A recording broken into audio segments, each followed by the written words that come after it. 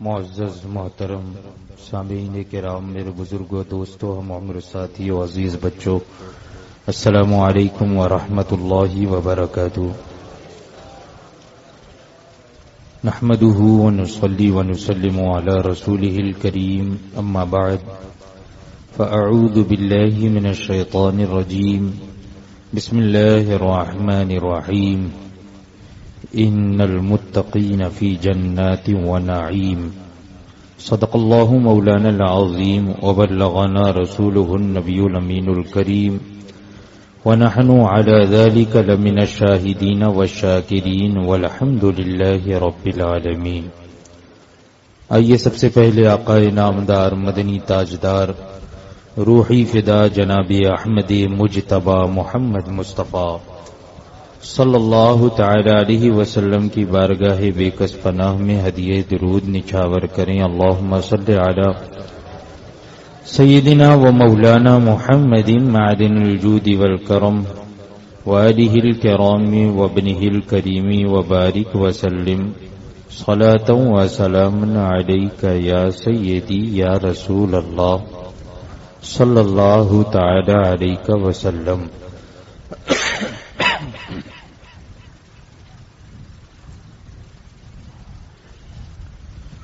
اللہ تبارک و تعالی ہر زمانے میں اپنے محبوب بندوں کو اپنی دین متین کی حفاظت کے لیے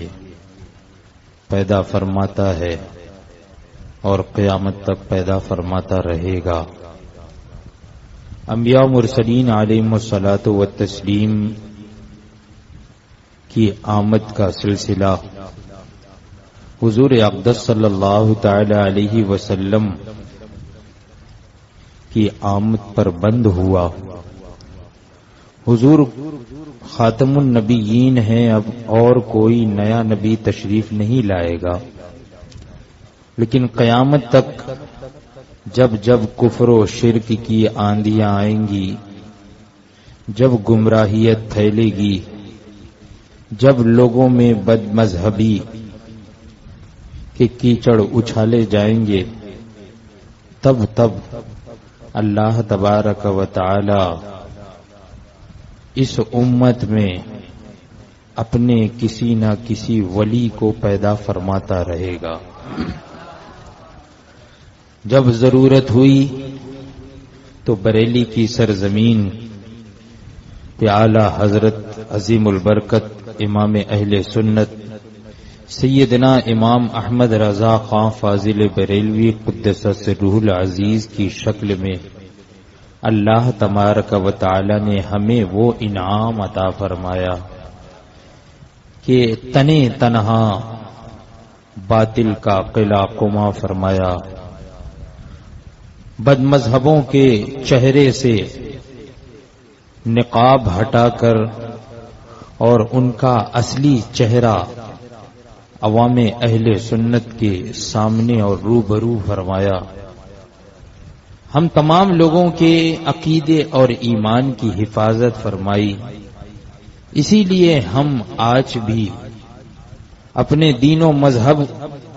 کو پہچان کے لیے مسلک اعلی حضرت کہتے ہیں کہ اعلی حضرت نے ہی ہمیں روشناس کرایا کہ کیا حق ہے اور کیا باطل ہے، اور خود اعلی حضرت ارشاد فرماتے ہیں کہ سورہ کہف میں ایک جگہ، سورہ کہف میں 16ویں پارے کے شروع میں ہی یہ ذکر ہے کہ حضرت خضر علیہ السلام نے 2 یتیم بچوں کی ایک دیوار تھی، اس دیوار کو جو کہ ابھی ڈھہنے کے قریب تھی، بالکل ٹیڑھی ہو چکی تھی، اب ڈھہنے والی تھی، حضرت خضر علیہ السلام نے اپنا دست اقدس اس پر پھیر دیا تو وہ دیوار سیدھی ہو گئی۔ تو قرآن پاک میں ہے کہ حضرت خضر علیہ السلام نے جب حضرت موسیٰ علیہ السلام نے بعد میں دریافت کیا تو حضرت خضر علیہ السلام نے اس کی وجہ یہ بتائی کہ وَكَانَ أَبُوهُمَا صَالِحًا، کہ ان دونوں یتیم بچوں کے والد نیک تھے، والد نیک تھے، تو اس وجہ سے نیک والد ہونے کی وجہ سے اللہ تبارک و تعالی کے حکم سے ان یتیم بچوں کے دیوار کے نیچے ان کا خزانہ تھا جو ان کی ملکیت میں تھا، وہ یتیم بچے تھے، اور یہاں پر ارشاد ہوا وَكَانَ أَبُوهُمَا صَالِحًا، ان کے والد نیک تھے، تو والد کے نیک ہونے کی وجہ سے اس نیکی کا صلہ بچے کو بھی مل رہا ہے، اس نیکی کا صلہ، اس خیر کا صلہ، اس اچھائی کا صلہ، اس بھلائی کا صلہ وہ یتیم بچے کو مل رہا ہے کہ والد نیک تھے۔ اعلی حضرت فرماتے ہیں کہ والد نیک تھے، یہاں پر والد وہ 14ویں پیڑھی پر جا کر جو نیک اور صالح تھے، یعنی والد کے والد کے والد کے والد، یعنی 14ویں پیڑھی پر جا کر جو والد آتے ہیں، دادا پر دادا لکڑ دادا، 14ویں پیڑھی پر وہ نیک تھے، تو ان کے نیک ہونے کی وجہ سے اولاد پر یہ برکتیں نازل ہو رہی ہیں اور ان کی ملکیت کی اس طرح سے حفاظت ہو رہی ہے۔ اعلی حضرت یہاں پر بطور انکسار اور عاجزی فرماتے ہیں کہ میں تو ابھی تیسری نسل میں ہوں، یعنی میں ابھی میرے والد یعنی میں تیسری نسل سے اس طریقے سے آیا ہوں، تو کیوں نہ ہمارے عقیدے کی حفاظت ہوگی۔ وہاں پر اللہ تبارک و تعالی ان کی ملکیت کی اور ان کے خزانے کی حفاظت فرما رہا ہے، تو میں تو یہاں تیسری پیڑھی میں ہوں، تیسرے نسل میں ہوں، تیسرے ہی درجے میں ہوں، تو کیوں نہ ہماری حفاظت ہوگی، ہمارے عقیدے کی حفاظت ہوگی۔ اور بے شک یہ ان کے آباء و اجداد کی دعاؤں کا ثمرہ ہی ہے کہ اعلی حضرت چمکے تو اس زمانے ہی نہیں بلکہ آج تک آفتاب اور مہتاب بن کے چمک رہے ہیں۔ وہ علم کے آفتاب اور مہتاب اس طرح بن کے چمکے کہ وہ خود تو چمکے، ان کی اولاد بھی آج تک چمک رہی ہے نا، ان کی اولاد بھی آج تک چمک رہی ہے۔ اسی لیے جو شعر آپ نے ابھی صادق بھائی سے سنا تھا کہ جن کے والد اعلی حضرت اور شاہزادہ مفتی اعظم، کرم اتنا ہے غوث پاک کا اس خانوادے پر کہ والد اعلی حضرت شاہزادہ مفتی اعظم، تو وہ یہ خانوادہ ایسا خانوادہ ہے کہ اعلی حضرت کی بھی ایسی شان تھی، اور حضور مفتی اعظم جو کہ پرتوے اعلی حضرت ہے، جو اعلی حضرت کی چلتی پھرتی تصویر ہے، جن حضرات نے اعلی حضرت کو نہیں دیکھا وہ حضور مفتی اعظم کو دیکھ کر اعلی حضرت کی تصویر اپنے ذہنوں میں سمایا کرتے، اپنے نظروں میں سمایا کرتے ہیں۔ اور میں یہ کہتا ہوں کہ ہم نے مفتی اعظم کو نہیں دیکھا تو جانشین مفتی اعظم کو دیکھ کر مفتی اعظم کی بھی تصویر ہماری نظروں میں سامنے آ گئی، اور حجت الاسلام کی بھی تصویر ہمارے نظروں کے سامنے آ جاتی ہے، اور جب یہ دونوں ملتے ہیں تو اعلی حضرت کی بھی تصویر نظروں کے سامنے آ جاتی ہے۔ وہ جانشین مفتی اعظم کا جب یہ حال ہے تو حضور مفتی اعظم کا کیا حال ہوگا، ہے نا، کہ مفتی اعظم کا ذرہ کیا بنا اختر رضا، کہ محفل انجم میں اختر دوسرا ملتا نہیں، ایک ذرہ فرما رہے ہیں حضور مفتی اعظم کا ذرہ فرما رہے ہیں جانشین مفتی اعظم حضور تاج الشریعہ اپنے آپ کو کہ میں تو ایک ذرہ ہوں، تو اس آفتاب کے اس ایک ذرے کا جب یہ عالم ہے، اس ستارے کے ایک ذرے کا یہ عالم ہے کہ یہاں پر اس محفل میں جتنے بھی ستارے ہیں اس جیسا ستارہ کوئی دوسرا ملتا نہیں، تو حضور مفتی اعظم کا کیا عالم ہوگا، اس آفتاب کا کیا عالم ہوگا، وہ حضور مفتی اعظم کی شان کریمی، وہ ذات گرامی ہے حضور مفتی اعظم عالم کی، ماشاء اللہ الحمدللہ، کہ بچپن ہی میں حضرت سرکار مارہرا حضرت سرکار ابو الحسین نوری میاں علیہ رحمت و رضوان نے اپنی خلافت میں بھی شامل فرمایا، یعنی خلافت بھی عطا فرمائی، ارادت میں بھی شامل فرمایا، اور تمام سلاسل کی خلافت بھی عطا فرمائی، اور ولایت کی بشارت بھی عطا فرمائی۔ اور یہی نہیں بلکہ آپ نے فرمایا کہ مولانا یعنی اعلی حضرت سے مخاطب فرماتے ہیں کہ مولانا یہ رب واجعل لی وزیرا من اہلی کی تفسیر بن کر آپ کے سامنے ہے۔ کیا مطلب؟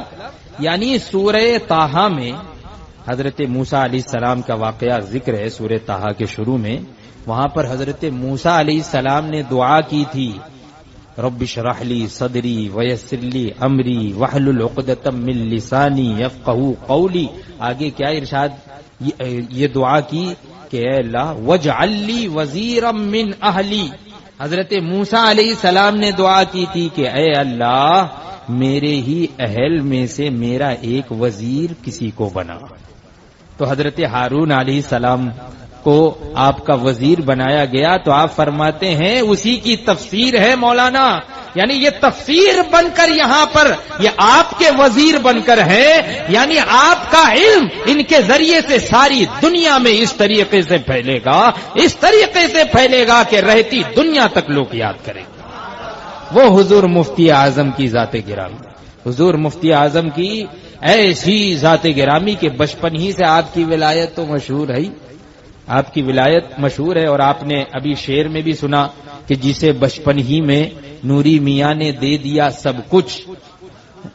جسے بچپن ہی میں نوری میاں نے دے دیا سب کچھ، وہ ہے احمد رضا کا، وہ ہے احمد رضا خاں کا دلہارا مفتی اعظم۔ وہ حضور مفتی اعظم کہ ہم اور آپ اس زمانے میں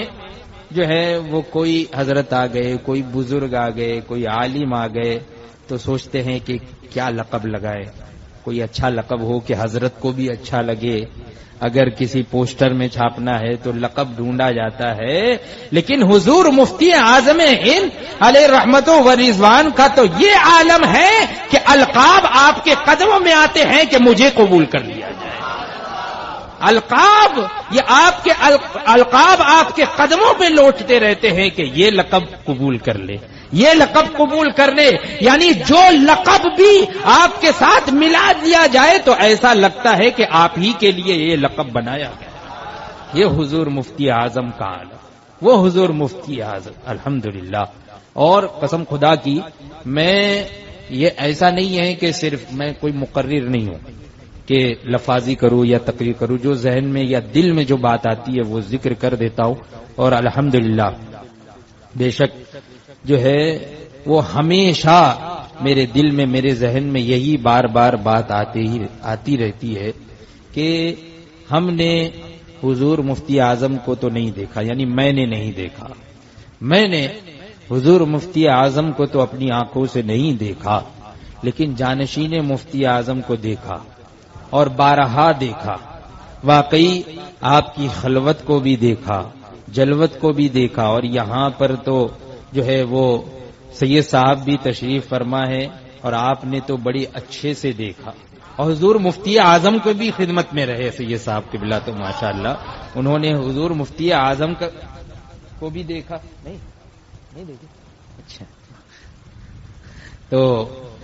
بہرحال سید صاحب قبلہ بھی موجود ہیں اور آپ کے والد گرامی حضور مفتی اعظم کی خدمت میں حاضر رہے۔ سید صاحب کے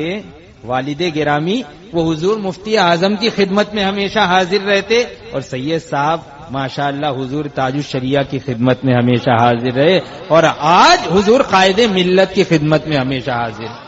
اور ہم نے حضور تاج الشریعہ علیہ رحمت و رضوان کی خلوت کو دیکھا، جلوت کو دیکھا، ہر ایک لمحے کو دیکھا، یعنی اٹھتے بیٹھتے، رات میں، دن میں، سفر میں، حضر میں، الحمدللہ مجھے یہ چیز حاصل ہے، یہ اللہ کی نعمت ہی سمجھ لو کہ میں نے حضور تاج الشریعہ کے ساتھ حج بھی کیا، ہے نا. حضور تاج الشریعہ کے ساتھ الحمدللہ 2008 میں نے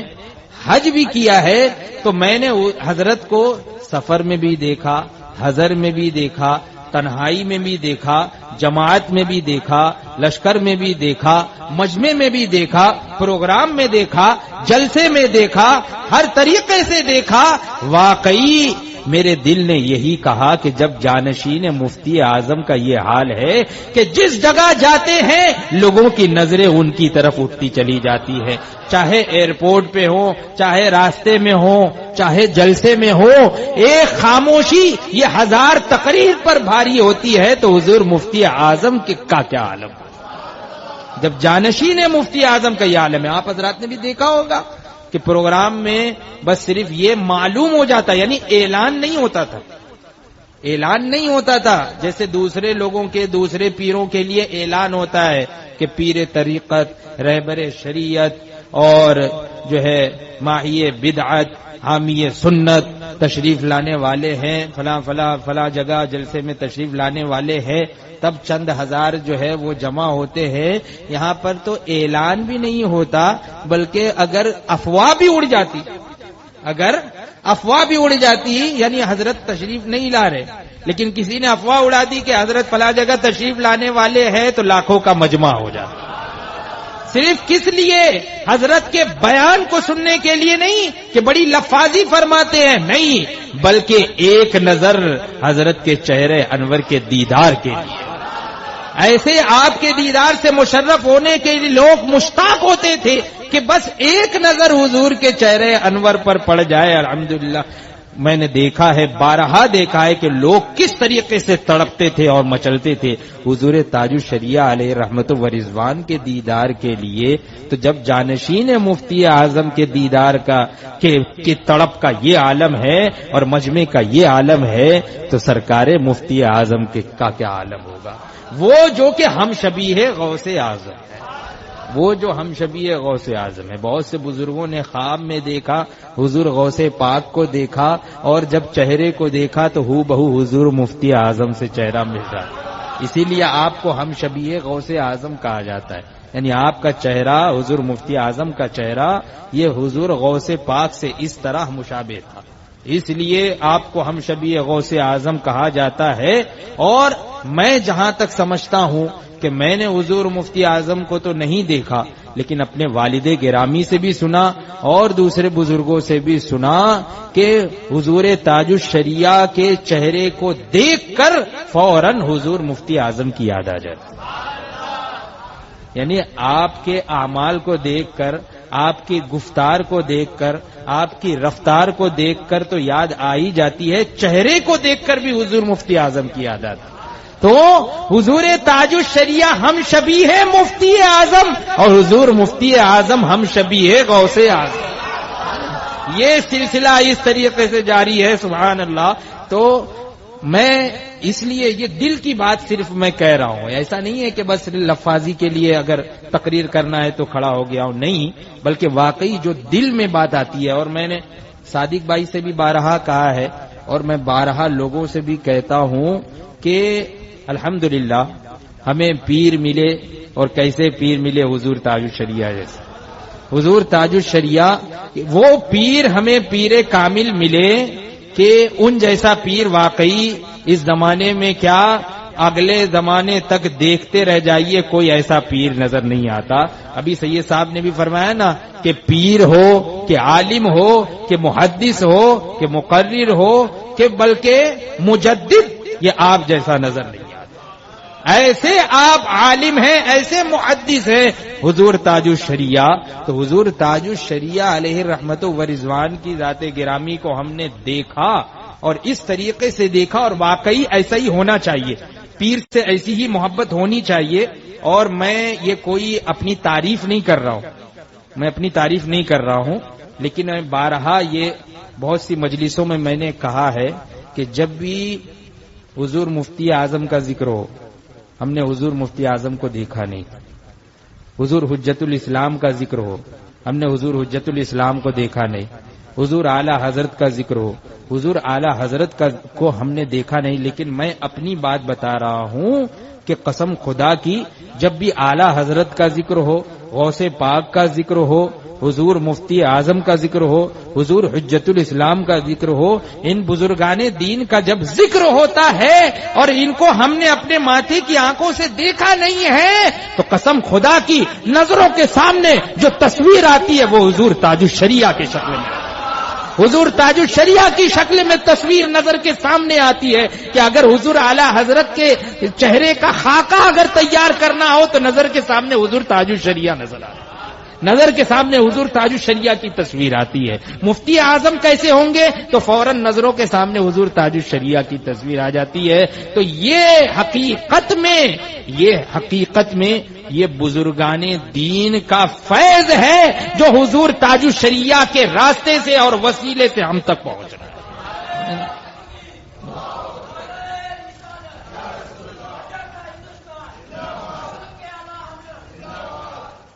تو حضور مفتی اعظم نے زندگی جو گزاری، ساری زندگی تقوی، پرہیزگاری، دین کی تبلیغ، الحمدللہ یہ جماعت رضائے مصطفیٰ، جماعت رضائے مصطفیٰ کے ایک سچے مبلغ سربراہ ایک زمانے تک حضور مفتی اعظم رہے، اور جہاں جیسی ضرورت ہوئی آپ نے تبلیغ دین کے لیے اسفار فرمائے، سفر فرمایا۔ یعنی ایسا نہیں کہ اے سی کار ہو جبھی سفر کیا جائے، نہیں، ضرورت ہوئی تو آپ نے گاؤں گاؤں بیل گاڑیوں سے بھی سفر فرمایا، یہاں تک کہ جہاں بیل گاڑی نہ جاتی ہو، پگڈنڈی ہے تو وہاں پہ آپ نے پیدل بھی سفر فرمایا۔ حالانکہ آپ نے حضور تاج الشریعہ کو اچھے سے دیکھا ہے، یہاں پر جتنے بھی حاضرین ہیں میں سمجھتا ہوں کہ سب نے یا اکثر نے جو ہے وہ اکثر دیدار کیا ہوگا، اور وہ جانتے ہیں کہ حضور تاج الشریعہ علیہ الرحمت و رضوان بھی آپ کا جسم مبارک کتنا نازک، تو یہ نازکی جو ہے یہ خاندانی ہے، یہ خاندانی نزاکت ہے، جسم اطہر کتنا نازک، یہ نزاکت یہ خاندانی ہے۔ آپ سوچئے حضور مفتی اعظم ہند علیہ الرحمت و رضوان کا بھی جسم اطہر ایسا ہی نازک، لیکن سفر فرماتے پیروں میں چھالے پڑ جاتے۔ دین کی تبلیغ کے لیے آپ نے جہاں ضرورت ہوئی آپ نے سفر فرمایا، جیسی ضرورت ہوئی سفر فرمایا، اور متقی تو ایسے متقی کہ اس زمانے کے جو خیر الاتقیاء ہیں، یعنی حضور تاج الشریعہ وہ خود فرماتے ہیں کہ متقی بن کر دکھائے اس زمانے میں کوئی ایک میرے مفتی اعظم کا تقوی چھوڑ کر۔ حضور مفتی اعظم ہند علیہ الرحمت و رضوان کے تقوی کا یہ عالم کہ، اور تقوی تو تقوی، فتویٰ نویسی ایسی کہ خود حضور شارع بخاری مفتی شریف الحق امجدی علیہ الرحمت و رضوان فرماتے ہیں کہ میں نے حضور مفتی اعظم کی خدمت میں تقریباً 11 سال گزارے اور تقریباً میں نے 20,000 فتاوے تحریر کیے حضور مفتی اعظم کی خدمت میں رہ کر۔ حضور شارع بخاری فرماتے تقریباً 20,000 فتاوے میں نے تحریر کیے، اور ان میں سے اکثر فتاوے ایسے ہیں جس میں تصدیق حضور مفتی اعظم کی ہے۔ حضور شارع بخاری فرماتے ہیں کہ جب آپ درس افتاء فرماتے تو اس طرح سے فرماتے کہ دیکھو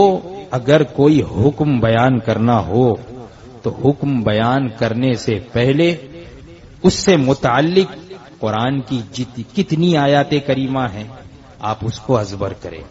اس کا مطالعہ کریں، اس کی تفاسیر کا مطالعہ کریں، پھر اس سے متعلق احادیث کریمہ کو تلاش کریں، اس کا مطالعہ کریں، اس کی تشریحات کا مطالعہ کریں، پھر اس موضوع پر جو ائمہ کرام کے جو اقوال ہیں اس کا مطالعہ کریں، پھر کس پر فتویٰ ہے اس کا مطالعہ کریں، پھر اس کو ذکر کریں۔ اس طریقے سے آپ تلقین فرمایا کرتے تھے۔ تو یہ تو ایک مفتی کے لیے، یعنی ایک عام مفتی ہو تو مفتی کسی مسئلے کو جب بیان کرے تو بیان کرنے سے پہلے اس کے ما لہو و ما علیہ کو ازبر کر لے، یعنی اس کے کیا کیا دلائل ہے اور اس پر کیا کیا دلائل ہے، یعنی اس کے خلاف کیا کیا دلائل ہے، ہر ایک کو اچھے طریقے سے ازبر کر لے. لیکن فرماتے ہیں حضور شارح بخاری کہ ایک مرتبہ ایک نکاح کا استفتاء آیا، نکاح سے متعلق ایک مسئلہ آیا، ایک استفتاء آیا، ایک سوال آیا، اور وہ نکاح کے باب میں اس مسئلے میں فرماتے ہیں کہ کتب فقہ میں اس کی 72 یا 73 صورتیں ہیں، یعنی اس میں صورتیں نکل سکتی ہیں، اس طرح اس طرح اس طرح کرے تو یہ حکم، اس طرح کرے تو یہ حکم، اس طرح کرے تو یہ حکم، یہ مانا جائے تو ایسا حکم. اس طرح ائمہ کرام نے، فقہائے کرام نے اس کی 72 یا 73 صورتیں نکالی ہے. تو حضور شارح بخاری فرماتے ہیں کہ میں نے جب فتویٰ تحریر کیا، بہت تفصیلی فتویٰ کہ فل اسکیپ پیپر، میں نے 2 پیپر فل اسکیپ کے وہ فل کر دیے، یعنی تقریباً 4 صفحات یا 8 صفحات پر مشتمل میں نے جو ہے وہ فتویٰ تحریر کیا، اور اس میں میں نے ان صورتوں میں سے تقریباً 25 یا 26 صورتوں کو بھی بیان کر دیا کہ اگر یہ صورت ہے تو یہ حکم ہوگا، اگر زید نے یہ نیت کی ہے تو یہ حکم ہوگا، اگر زید کی یہ نیت ہے تو یہ حکم ہوگا. یہ سب مطالعہ تھا، تو مطالعے کو میں نے جواب میں لکھ دیا، فتوے میں لکھ دیا. فرماتے ہیں شارح بخاری کہ جب حضرت کی خدمت میں میں لے کر حاضر ہوا تو حضرت نے فرمایا مولانا عوام کے لیے اس طرح سے فتویٰ مت لکھو، عوام کے لیے اس طرح سے فتویٰ مت لکھو کہ یہ صورت ہے تو یہ حکم، یہ صورت ہے تو یہ حکم، اس لیے کہ عوام جسے آسان سمجھے گی اپنے لیے تو وہی اپنا لے گی کہ میری یہ نیت تھی. یعنی کسی کے متعلق اگر حکم بیان کرنا ہے تو فتوے میں اس طریقے سے مت بیان کرو کہ فلاں کی اگر یہ نیت ہے تو یہ حکم، یہ نیت ہے تو یہ حکم، نہیں، بلکہ آپ نے وہ جو 8 صفحے پر مشتمل میں نے فتویٰ لکھا تھا اس کو ایسی تلخیص اس کی فرمائی، ایسا اختصار آپ نے فرمایا کہ آدھے صفحے پر تصدیق کے ساتھ فتویٰ ہوگا، تصدیق کے ساتھ آدھے صفحے پر مشتمل وہ فتویٰ ہو گیا. اور اس میں یہ جواب، بس آپ نے فرمایا کہ صرف یہ جواب لکھو حکم میں کہ آپ جہاں رہتے ہو اس جگہ یہ صورت مشہور ہے لہذا یہ حکم ہے، اور صورت بیان کرنے کی ضرورت نہیں ہے عوام میں، بلکہ آپ جس جگہ رہتے ہیں وہاں پر یہ صورت مشہور ہے اور یہی معنی لوگوں میں عام ہے، اس لیے اس پر یہ حکم ہے. سبحان اللہ. یہ ہے یعنی عوام کی نبض کو دیکھنا کہ عوام کیسا چاہتی ہے. اور واقعی اس زمانے میں بھی لوگ اسی ٹو میں رہتے ہیں کہ ہاں کس طریقے سے جواز کی صورت نکل جائے کسی میں، ہے نا، کیسے نکل جائے، کون کون سی صورتیں ہیں. اب جو ہے کسی نے طلاق دے دی تو اب آ کے سوچتا ہے کہ کوئی جواز کی صورت نکل جائے کہ واپس نکاح ہو سکے. تو اب اگر ائمہ کرام کے بہت ساری صورتیں بیان کر دی جائے کہ ہاں اگر ایسی نیت ہے تو طلاق نہیں ہوگی، اگر اس طرح اس حالت میں طلاق دی ہے تو طلاق نہیں ہوگی، اس حالت میں دی ہے تو طلاق ہو جائے گی. اب وہ جب دیکھے گا طلاق دینے والا تو سوچے گا کہ لاؤ میں یہی بیان کر دوں. اب ہو سکتا ہے وہ یہ کہہ دے کہ نہیں ہاں میری یہی نیت تھی، یعنی جو طلاق جس صورت میں نہیں ہو سکتی ہے. تو اس لیے عوام کے سامنے ہاں اگر آپ کو مطالعہ کرنا ہے تو آپ پورا مطالعہ کر کے رکھیے، لیکن عوام کے سامنے ما لہو وما علیہ ذکر کرنے کی ضرورت نہیں ہے، بلکہ ان کے نزدیک جو رائج ہو وہی حکم بیان کیا جائے، وہی حکم بیان کیا جائے. اسی لیے آج کل بہت سے لوگوں کے سامنے سوالات کیے جاتے ہیں اور ایسا تفصیلی جواب لوگ لکھتے ہیں لیکن پھر بھی سمجھ میں نہیں آتا کہ جواب کیا ہے. بہت سے لوگ مشہور ہونے کے لیے ان کے سامنے جب سوالات پیش کیے جاتے ہیں، عام سوال جس کا مختصر جواب ہو سکتا تھا، دیکھ لیجئے حضور تاج الشریعہ کے بھی خدمت میں سوالات کیے جاتے تھے، حضور تاج الشریعہ اس کا تشفی بخش جواب منٹوں میں دے دیا تھا، منٹوں میں. کیوں؟ اس لیے کہ عوام کے سامنے دلائل پیش کرنے کی ضرورت نہیں ہے، عوام کو صرف حکم بتانا ہے، عوام کو صرف حکم بتانا ہے،